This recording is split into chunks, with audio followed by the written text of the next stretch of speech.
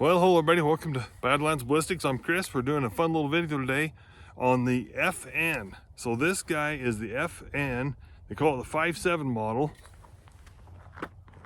Shoots the 5.7 by 28 ammo. So this guy is a little bit unique. It seems to be getting a bigger following. I think Ruger's making one, I think PSA's making one now. So there's getting to be a little bit of a stronger interest in this recently. So this gun actually belongs to my son-in-law. I don't know if I've ever shot it before, but we're going to talk about some of the unusual features about it. First of all, the safety. The safety is clear up here, so it is meant to be reached with the index finger. That is very unusual. I've never seen a gun like that. It's ambidextrous, so it's same on both sides. And then this is the slide stop.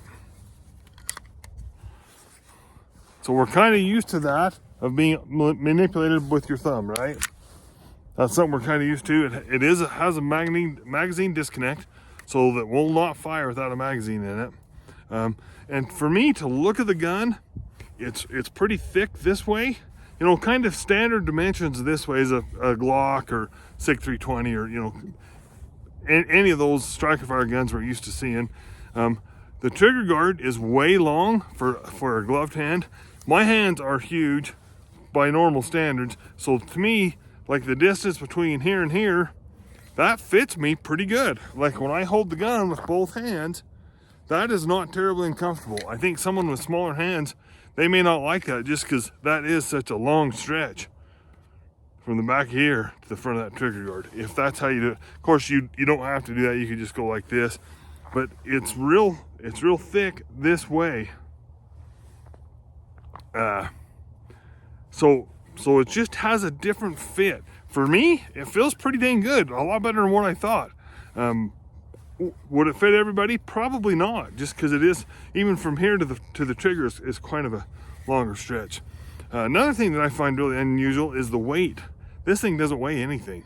I was going to weigh it on my little scales and I forgot, but it is super light. For being a little blockier type looking gun, man, it is just light as it can be. So I'm really excited to do this video on it today. Before we get shooting though, I'll ask you guys to take a minute and please subscribe if you haven't, and want to thank everybody that has subscribed.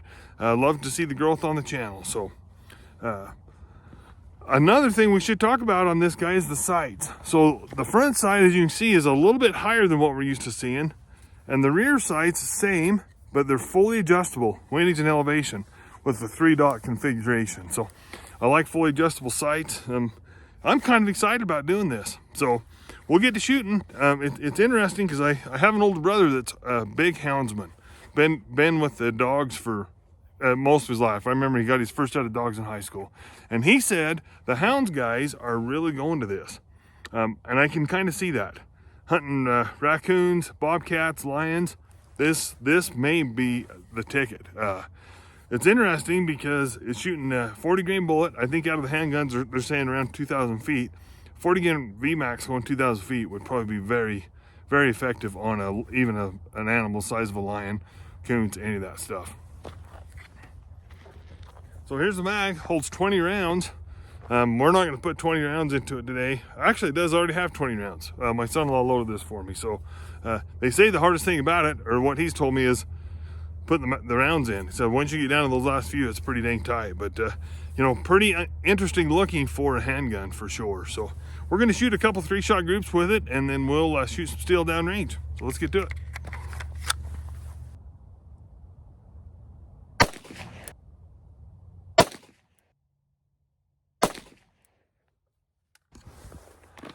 All right, guys, before we go look at the target, I want to talk about shooting it. Like I said, I think that is the first time I've ever shot it. Recoil is almost nothing. I expected a lot more. It's got a little bit of muzzle blast. I almost compared to shooting a 22 Magnum handgun, but I don't know if it's that bad. 22 Magnums, they're a couple of the ones I've shot, it just seemed like they just have a lot of bark to them, but that thing is quite pleasant. So hopefully we've got some good groups. Let's go up and look at the target. Well, guys, I gotta say I'm pretty impressed with that gun. So here's 1, 2, 3. Point of impact is about ideal. Throw the tape on it. Shoot, that's about 1.5 inch group. Shadows are kind of weird on the tape measure. Hopefully you guys can see that, but Yeah, that's about 1.5 inches.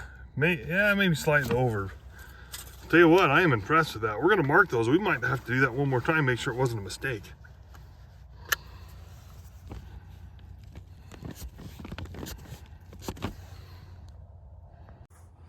Okay, well, I'm certainly happy with that group. We're gonna shoot one more group with that just to make sure it wasn't a mistake. But you know, the trigger on that is what I would call a typical Striker Fire trigger.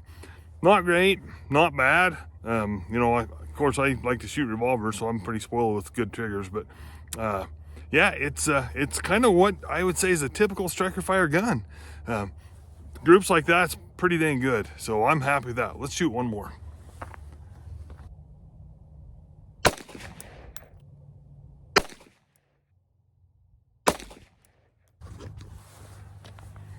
All right, let's go have a look at the target. Well, we've all heard the saying we should have quit while I was ahead, right? So here's one. There's a second one right there.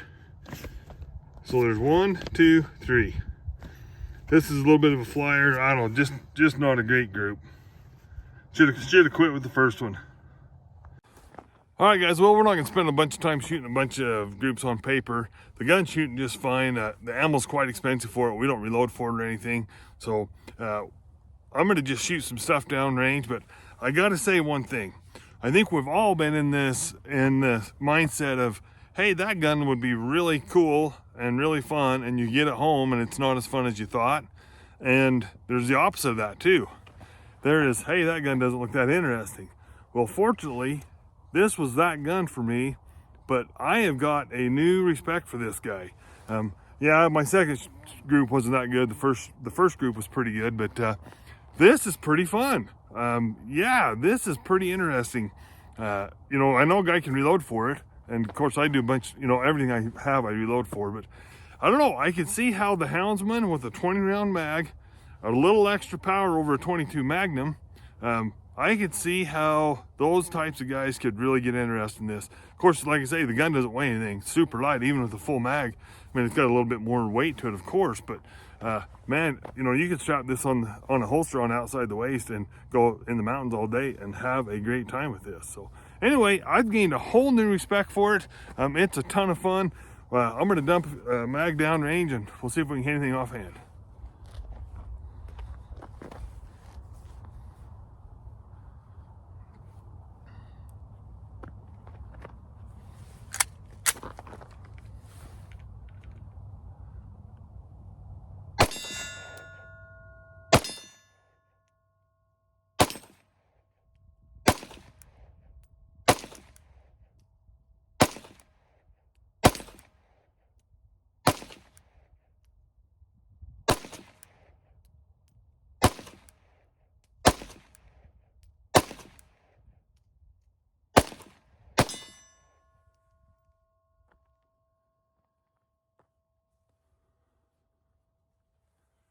Well, this gun is certainly easy to shoot offhand. I even hit the 50-yard gong there a couple of times. But anyway, if a guy's thinking about one of these 5.7s, there's a lot more options out there now with the Rugers and PSA. So I'm going to say if this gun, if you're thinking about it, I could give it a good recommendation. So anyway, we're going to wrap it up for today. Please subscribe.